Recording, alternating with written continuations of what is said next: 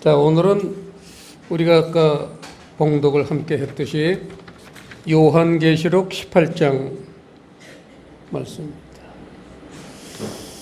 요한계시록은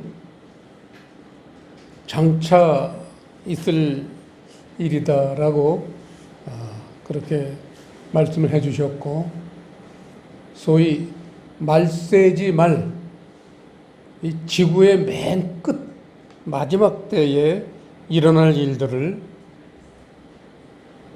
기록해 놓으신 책이 요한계시록입니다. 그 중에서도 요한계시록 18장은 거의 끝부분이잖아요. 계시록을 자세히 들여다보면 일곱 교회로 시작해서 일곱 인, 일곱 나팔, 일곱 대접, 이렇게 7자 시리즈로 나가다가 오늘 이 18장 본문이 끝나자마자 그 다음엔 이제 천국 가는 사람들 얘기, 19장에는 어린 양의 혼인잔치, 20장에는 천년왕국, 21장에는 새하늘과 새 땅, 이렇게 해서 세상이 완전히 이제 끝나고 새하늘과 새 땅, 새로운 천국에서 우리가 이제 살게 되는 그런 얘기가 이 계시록입니다. 간단히 설명을 하면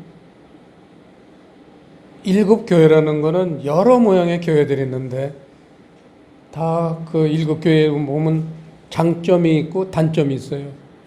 이게 다 합쳐지면, 장점이 합쳐지면은 좋은 교회이고 단점을 없애면은 좋은 교회고 단점만 만발하면 좋지 않는 교회가 되는 거죠. 그게 이제 일곱 교회 얘기고, 일곱일, 일곱 나팔, 일곱 대접은 간단합니다. 일곱 인, 인이라는 거는 진리의 말씀이에요. 복음이라고도 하는 진리의 말씀. 일곱 인이라는 거는 그 진리의 말씀이 온 교회에 그렇게 전파되는 거를 일곱 인이다 이렇게 얘기하고, 그래도 복음을 받아들이지 못한 교회들이 있기 때문에 하나님이 한 번도 선심을 쓰셔서 일곱 나팔이다. 나팔이라는 거는 소리내는 것보다 훨씬 크게 멀리까지 가죠. 그러니까 일곱 인 시대에 복음을 제대로 깨닫지 못한 교회들을 위해서 다시 한번 복음의 확산, 복음을 충만하게 전하는 기간, 그게 일곱 나팔이에요. 그 일곱 나팔, 복음 전하는 게 다 끝나면 일곱 대절. 대접이라는 거는 심판이에요. 복음이 끝나면은, 복음 전하는 게 교회 사명이 끝나면 심판밖에 없어요. 그 심판이라는 거는 좋은 사람들은 천국에 보내고 제대로 믿지 않는 사람들은 지옥 떨어뜨리는 거. 이게 심판이에요. 심판은 무조건 나쁜 게 아니에요. 심판을 받아야지 천국 갈 수도 있는 거예요.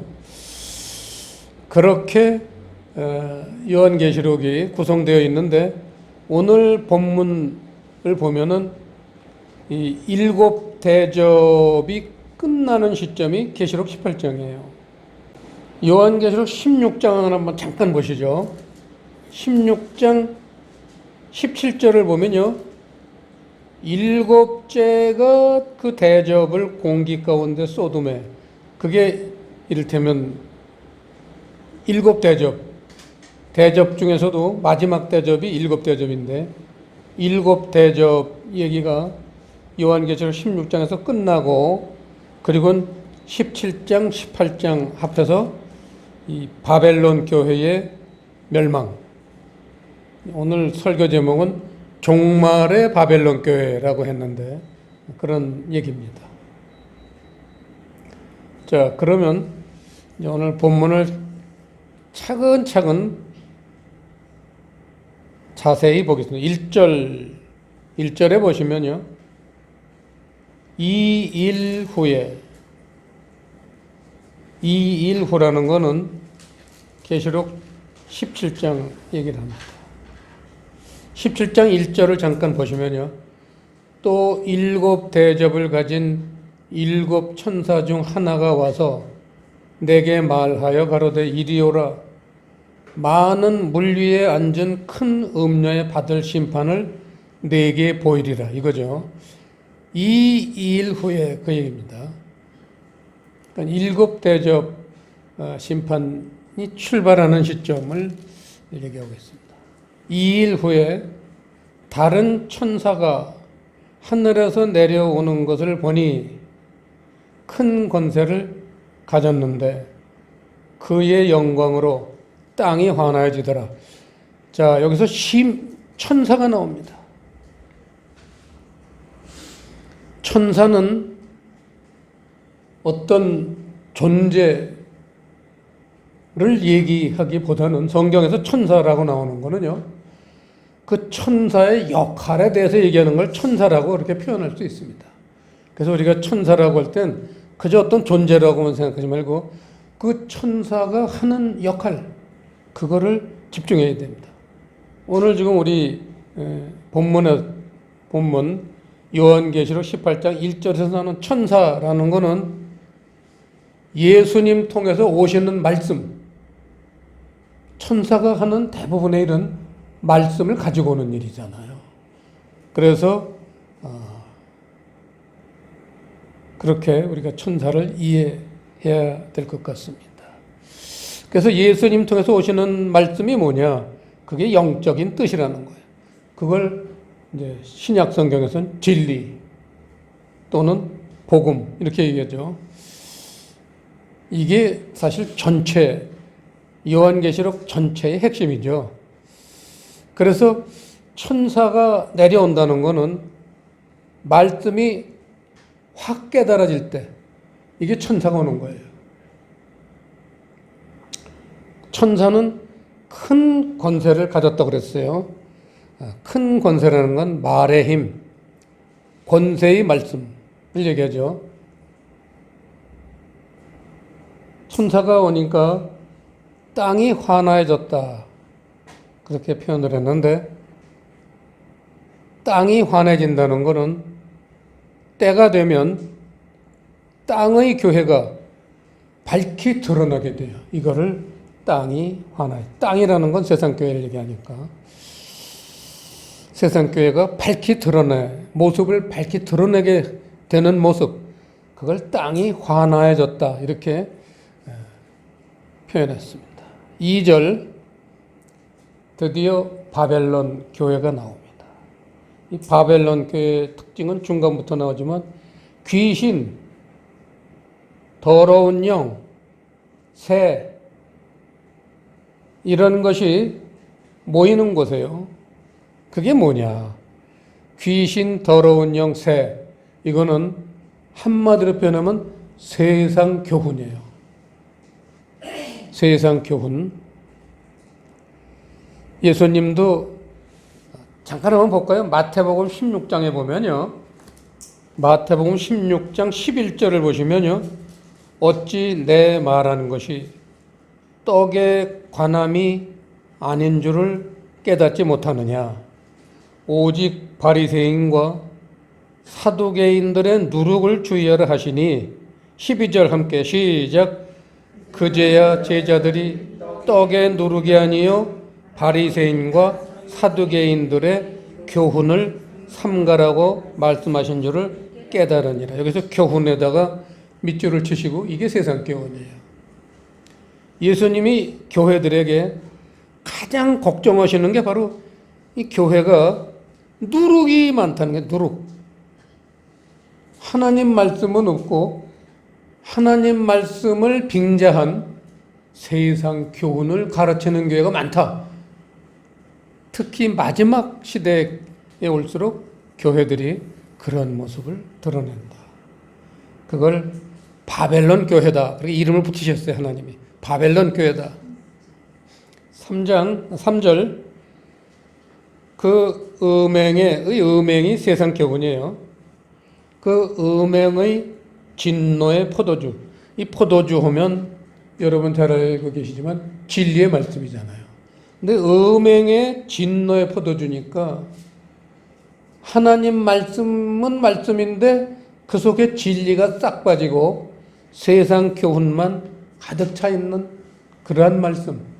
그거를 음행의 진노의 포도주다. 이렇게 표현을 하고 있습니다. 그걸 누가 좋아하느냐?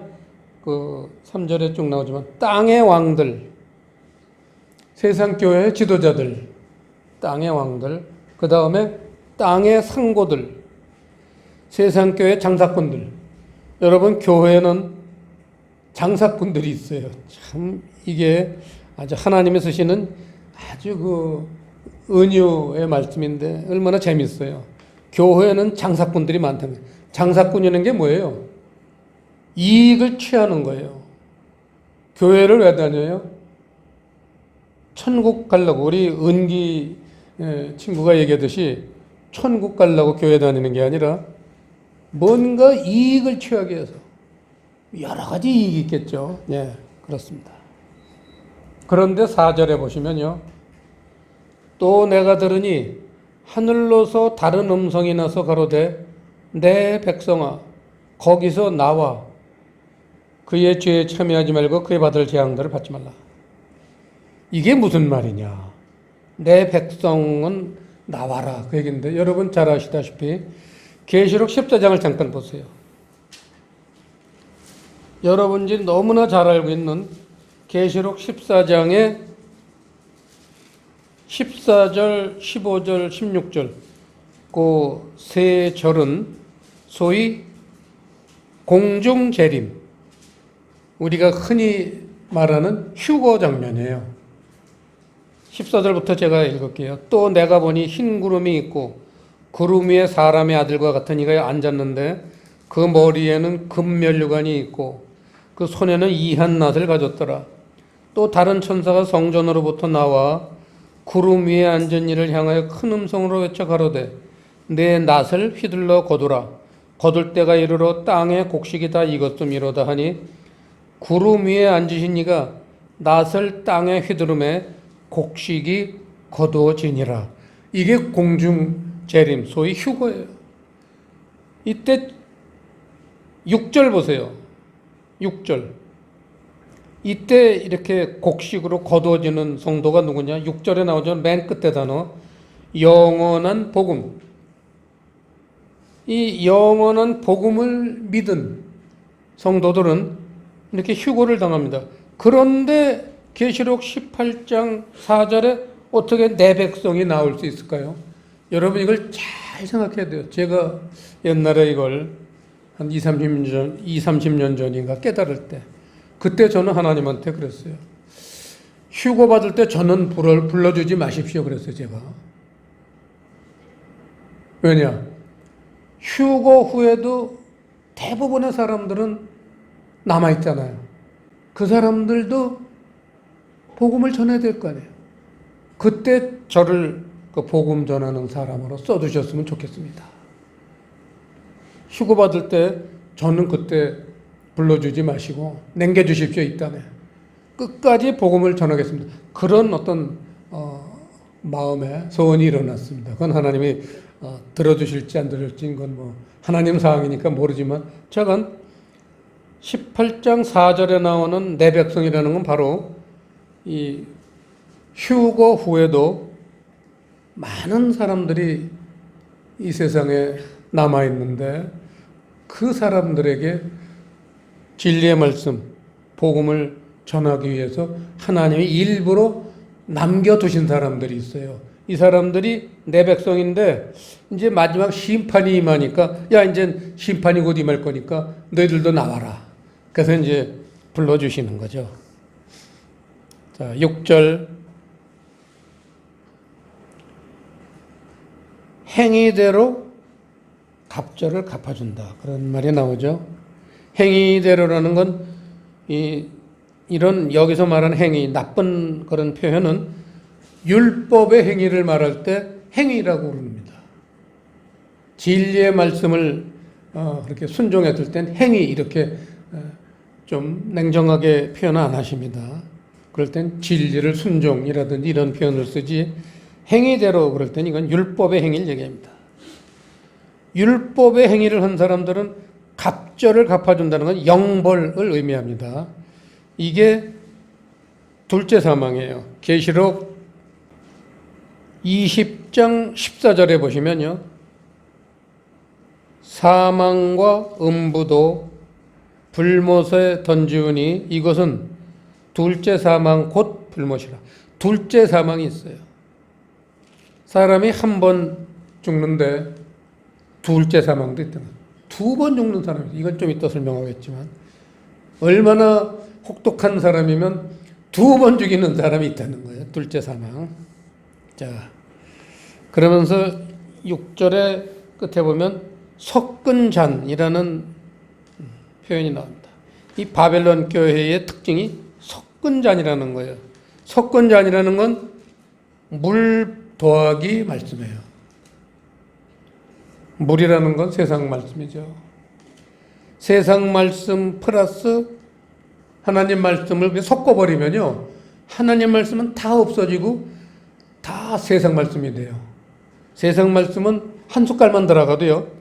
그게 전부 세상 말씀으로 변화시키는 그런 놀라운 마귀의 능력이 있습니다. 그걸 우리는 뭐라고 부르냐면 누룩이라고 그래요. 세상 말씀. 그래서 아까 예수님이 누룩을 주의하라. 누룩은 한 숟갈만 이 밀가루를 이렇게 버무리는데 누룩을 그 집만한 밀가루를 이렇게 버무리더라도 누룩을 한 숟갈만 집어넣으면 그 전체가 누룩이 영향을 입어서 부풀러요. 떡을 만들 때 우리 엄마들은 많이 경험해서 알 거예요. 밀가루 막 반죽 할 때 누룩을 한 숟갈만 싹 집어넣어도요. 밀가루가 확 부풀러요. 그러면 맛있어져요.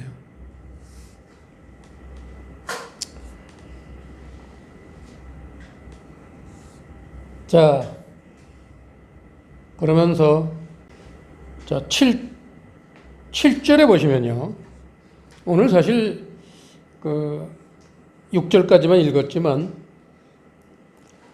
18장 전체를 잠깐 봐야 돼요. 그래서 아주 간단하게 보려고 합니다. 중간에 보면 그가 마음에 말하기를 나는 여황으로 앉은 자요. 나는이라는 건 지금 바벨론 교회 얘기입니다. 마지막 시대 세상 교회 얘기예요. 여황이라는 거예요. 여황. 여자 황제.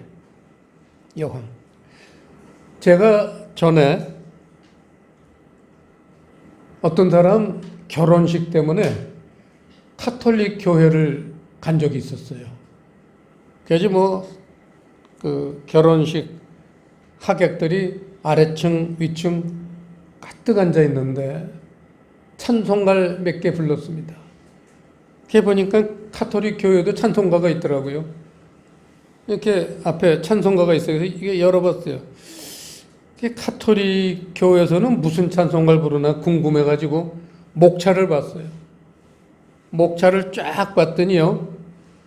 전체 중에 예를 들어 한 200~300장의 노래가 있다면은 제가 유심히 봤어요. 그랬더니 반은 우리가 찬송하는 예수님, 구세주를 찬양하는 노래. 그게 반이고요. 그 다음에 뒤로 놀라 자빠질만 했던 게 나머지 반은요. 여황을 위한 찬송이 반이에요. 거짓말같이요. 찬송가의 반은 예수님이고 반은 예수님 어머님. 여황을 위한 찬송이 그래서 그 사람들은 성당에 들어갈 때도 마당에 들어가면 제일 먼저 이렇게 그 마리아 상에다 이렇게 무릎을 꿇고 이렇게 왜 절을 하고 들어가요. 여황이 절대적인 존재. 왜냐 예수님하고 맞먹는 거예요. 예수님을 그래서 캐토릭은 가면은 예수님이 이게 어른 예수님이 없고 꼭 마리아가 아기를 예수님을 이렇게 안은 어린 예수님만 안고 있어요. 그러니까 어린 예수님을 안고 있는 어머니가 더 중요한 거예요. 그래서 꼭 예수님한테는 인사를 안 하고 들어가도 그 예수님 어머니 마리아한테는 꼭 이렇게 무릎을 꿇히고 이렇게 인사를 하고 들어가요. 이렇게 인사하고 들어가요. 가톨릭은. 여왕을 섬기는 거예요. 얼마나 놀랐으니까 그걸 나는 여왕으로 앉은 자요 과부가 아니다. 자, 과부가 아니에요. 세상 교회는. 왜요? 남편이 있다는 거예요. 남편이 누구예요? 사탄이 남편이에요. 우리 진리를 섬기는 교회는 그리스도가 남편이죠.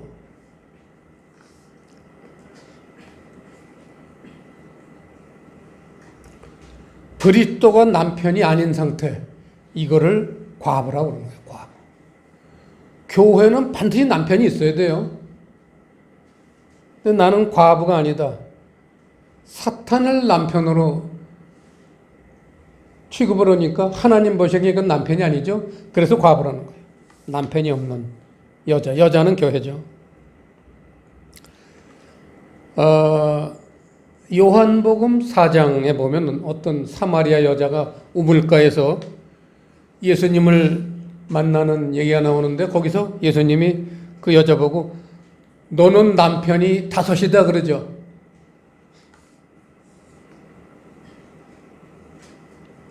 다섯 남편이라는 게 뭐예요? 5 남편.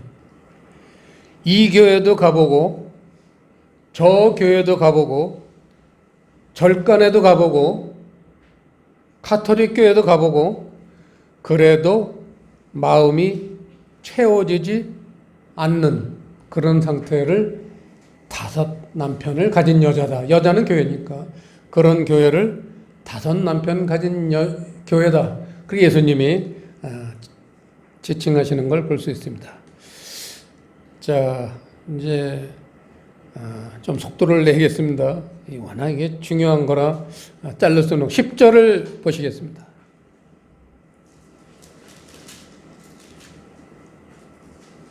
드디어 바벨론 교회의 맨 끝절에 보면 심판이 이르렀다는 거예요. 12절에 보면 그 세상 교회에는 상품이 있다는 거예요.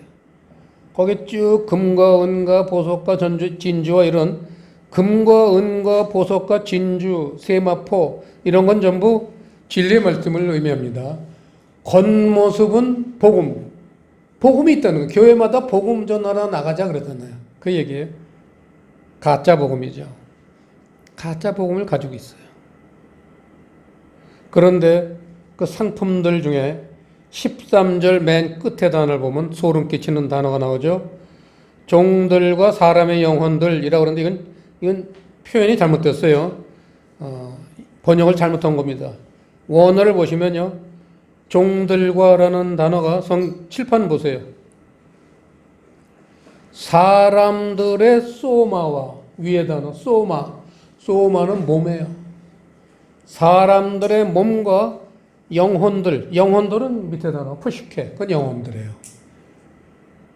사람들의 몸과 영혼들, 그게 상품에 들어갔다는 거예요. 그래서 아까 얘기했듯이 종말교회의 세상교회는 사람을 사고 파는, 사람을 상품으로 취급하는, 그게 종말교회의 특징이라는 거예요. 얼마나 놀랍습니까? 자, 17절 보시면요. 배가 나오는데 배는 교회를 배라고 그래요.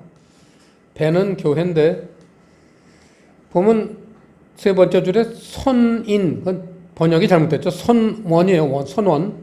배에는 선원이 있어요. 선객들도 있고 선원들이 있는데 이 선원들은 아까 4절에서 나오는 내 백성하고 똑같은 거예요. 성도들이에요. 열심히 일하는 성도들. 이게 선원입니다.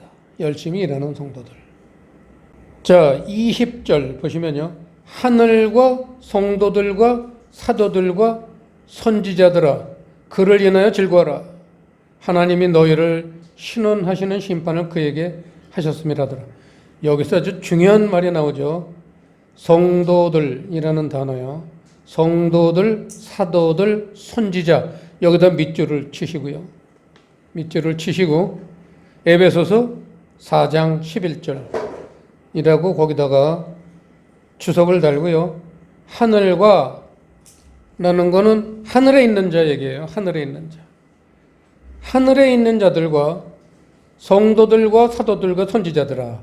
여기서 성도들, 사도들, 선지자들 밑줄 치라고 그랬죠. 에베소서 4장 11절 보시겠습니다. 이게 무슨 공통점이 있느냐. 교회의 직분을 하나님이, 에베소는 교회론이에요. 그래서 이제 교회론을 말하는 그런 성경에 직분 얘기를 하셨습니다. 4장 11절을 보시면요.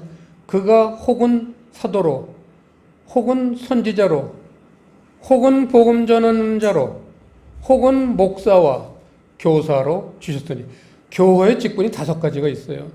근데 처음부터 세 가지 직분, 사도, 선지자, 복음 전하는 자, 이 세 직분은 공통점이 뭐예요? 복음을 아는 사람들이에요. 근데 뒤에 2 직분, 목사와 교사는 복음을 아는 사람도 있고 모르는 사람도 있을 수가 있어요. 섞여 있어요. 그래서 성도와 사도와 선지자는 반드시 복음을 아는 사람, 진리를 아는 사람을 표현합니다. 그걸 하늘에 있는 사람들이라 이렇게 표현했어요. 뭉뚱그려서. 하늘에 있는 사람들, 천국에 들어갈 사람들은 바로 성도들과 사도들과 선지자. 여기서 성도들이라는 건 하나님 진리의 말씀을 사모하는 자라는 의미죠. 자, 21절에 보시면요. 맷돌이라는 단어가 나오는데, 맷돌이라는 거는 일반적으로 진리를 추구하는 사람을 맷돌이라고 그래요. 그러니까 여기서는 지금 맷돌이 바다에 던져서 가라앉는 거 보잖아요. 이 지옥으로 떨어지는 얘기니까 여기서는 거진 맷돌 얘기입니다. 맷돌은 맷돌인데 이를테면 진리를 추구 안 하고 변질되는 데만 사용하는, 이름만 사용하는, 복음 전하라 갑시다. 진리를 이름만 쓰는 그러한 교회를 여기서는 맷돌, 거짓 맷돌 얘기입니다. 자, 22절 보시면요. 검은고가 나와요. 검은고는 초림이에요. 거기다 적어 놓으세요. 전에 적은 적도 있죠. 그 다음에 2번째 줄에 나팔은 예수님 재림이에요. 예수님의 초림, 예수님의 재림을 검은고와 나팔로 표현을 했습니다.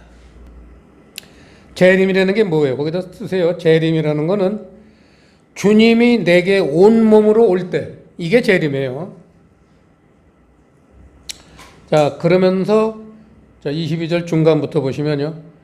교회에 음악과 악기 소리가 없다는 거예요.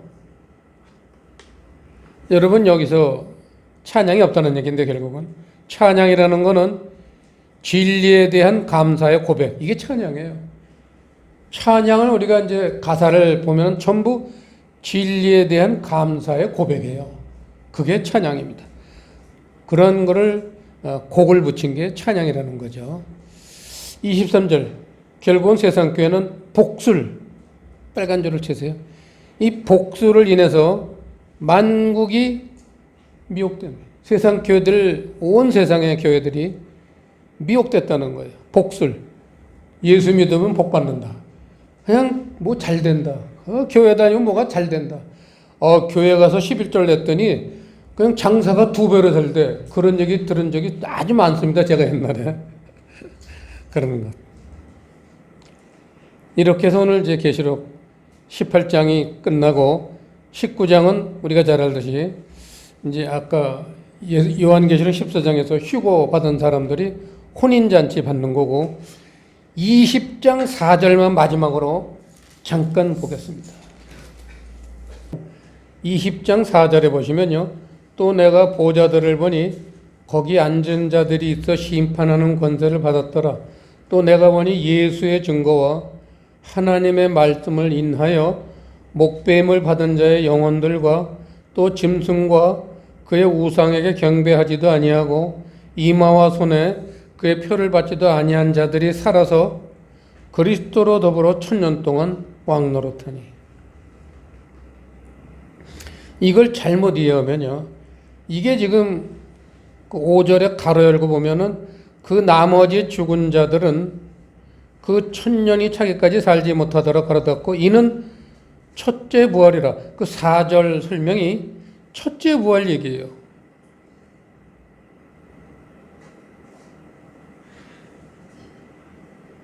부활은 첫째 부활에 참여해야 돼요. 그런데 꼭 4절의 그 설명을 보면은 순교당한 사람들만 그럼 천국 가느냐. 첫째 부활인데 그렇게 세상 말로 읽으면 그렇게 깨달아질 수 있습니다. 예수의 증거, 밑줄을 치세요. 아주 성경에서 가장 중요한 단어죠. 예수의 증거는 빨간 색연필로 쓰세요. 사랑. 하나님의 말씀, 빨간 색연필로 쓰세요. 진리. 여러분, 진리와 사랑이 짝지어지면 거기서 짝지어져야 돼요. 진리와 사랑이 짝지어지면 목베어진다는 거예요. 여기서 목베어진다는 것에 밑줄을 치시고, 전에도 제가 한 번 설명했는데 옛사람이 죽는 걸 얘기해요. 옛사람이 죽는 거. 다른 말로 표현하면 육을 청산하는 거예요. 이런 사람들이 첫째 부활에 참여해요. 그러니까 진리가 반드시 들어가야 되죠. 사랑이라는 건 진리의 결과니까, 진리 플러스 사랑이라는 건 진리를 잘 끝까지 추구하면 사랑이라는 열매가 자동으로 열리니까 진리의 말씀 하나를 설명할 수도 있습니다. 이런 사람이 첫째 부활이라는 거, 최고의 생명체라는 거죠. 근데 14절에 보면 둘째 사망 얘기 아까 잠깐 나왔죠. 사단의 사신이 된 자, 이게 무슨 뜻이냐면 육으로뿐만 아니라 육으로 이제 살다가 첫째 사망 당하는데 육으로뿐만 아니라 계속 끝까지 영으로 회방하는 사람이 있어요. 이런 사람들이 둘째 사망에 속하는 겁니다. 오늘 우리가 말씀을 좀 길게 봤지만 심판의 끝은 교회의 심판이라는 거예요. 진리의 말씀이 있는 교회는 심판이 없고 거꾸로 상급이 있습니다. 하늘나라에 큰 상급이 있어요. 여러분들 교회를 그래서 잘 선택해야 됩니다. 대다수의 교회들이 세상 말씀이 있어요. 진리는 없습니다. 그래서 우리는 끝까지 진리를 잘 추구하고 또 그렇게 세상 말씀에 빠져 있는 사람들을 한 사람이라도 진리를 전해서 함께 천국으로 갈 수 있는 그런 여러분 되시길 축원드립니다.